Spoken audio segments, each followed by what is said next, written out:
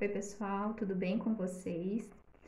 Saudades, né? Bom retorno a todos, que a gente consiga aí, né? Aproveitar da melhor forma o terceiro bimestre. A professora tá com saudade de vocês, tá bom? E vamos lá, galerinha. Então, para hoje, a gente vai utilizar aí a apostila do grupo 7, tá? Passado e presente. Na página 244, capítulo 10, o que trouxemos do passado, né? A gente vai falar aí um pouquinho da cultura grega aí, né? No Renascimento, ao Renascimento, né?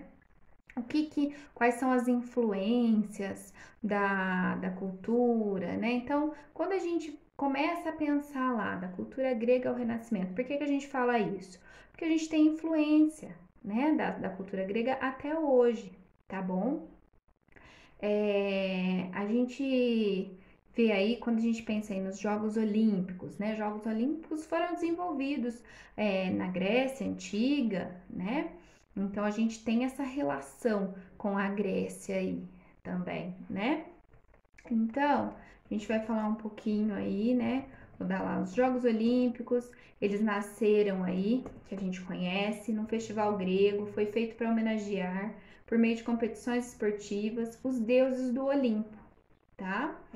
São os mesmos deuses da mitologia grega, né? Aqueles deuses que a gente conhece. E nunca é esquecido até os dias de hoje aí, né? E inspiram livros, filmes, né, da mitologia grega. E quando a gente fala também, né, de cultura grega, a gente fala aí de arquitetura, né? Por que arquitetura? Né? A gente tem as colunas aí que são utilizadas em várias construções arquitetônicas, né?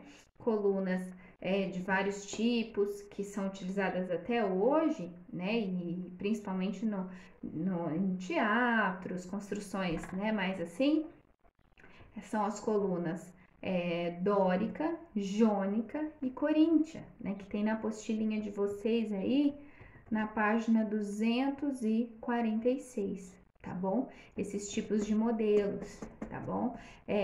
A coluna dórica mais simples aí, né? A coluna jônica um pouco mais trabalhada e a coríntia que ela tem um pouco mais de adorno aí. Vocês podem observar aqui, ó. A professora vai mostrar. Ok? Então, pessoal, a gente, quando fala aí de cultura grega, a gente fala também de parte de arquitetura, de construções, né? E por que a gente vai falar aí de renascimento? Como que a gente vai falar de renascimento, de beleza, né? Lá, o belo e a beleza no passado e no presente, na página 247, né? Por quê? Porque a cultura grega, ela influenciou aí, né, o Renascimento, e as esculturas, né, as obras de arte, elas tinham que ser extremamente perfeitas, extremamente definidas, né, o corpo humano, principalmente, né. A gente tem duas esculturas aí que são muito importantes, que são o Discóbulo de Miron, tá? Que é uma escultura de mármore, ela tá no Museu Britânico aí, né, aproximadamente. E também a gente tem Davi, de Michelangelo. Ela foi feita aí entre 1501 e 1504. Ela é uma escultura de pedra de mármore, né? E ela se encontra aí em Florença, na Itália. Então, quando a gente fala de escultura, imagina a gente esculpir uma pedra de mármore, que é dura, né?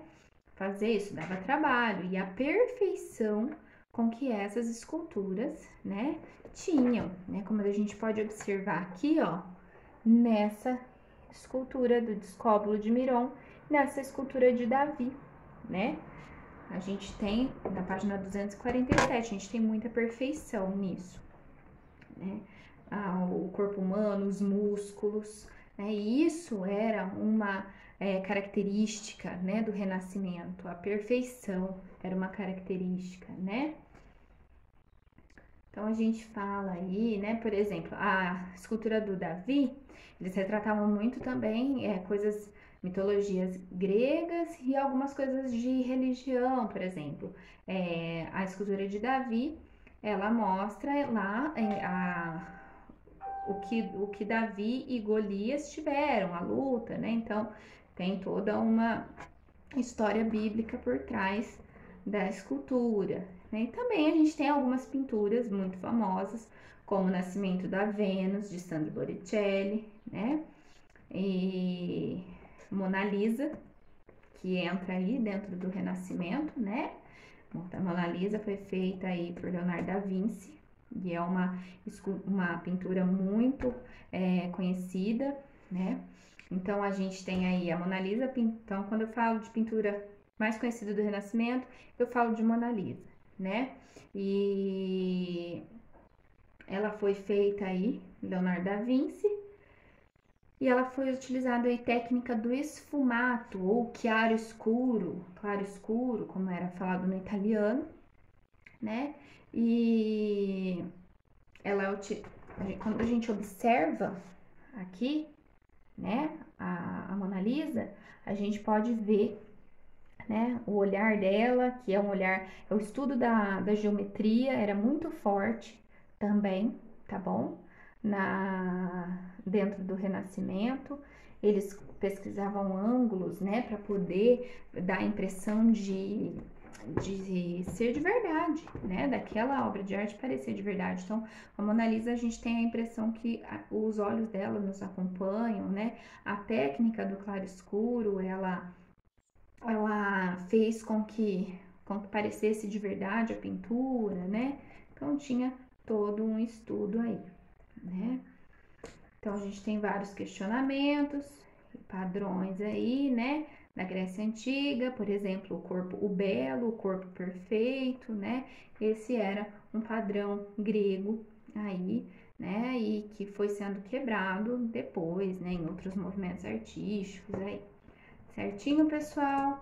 Eu vou passar para vocês, tá? Depois as atividades que nós vamos fazer aí desses módulos. Aí eu coloco no Classroom como de costume.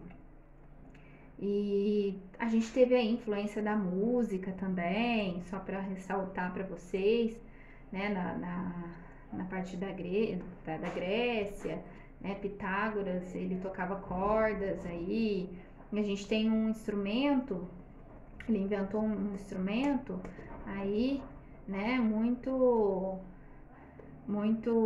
que teve muita importância, que chamava monocórdio, tá? É uma peça aí, um meio móvel que divide uma corda fazendo soar notas diferentes, e aí que começou o surgimento dos instrumentos de corda, ok? Espero que vocês tenham entendido. Beijo grande!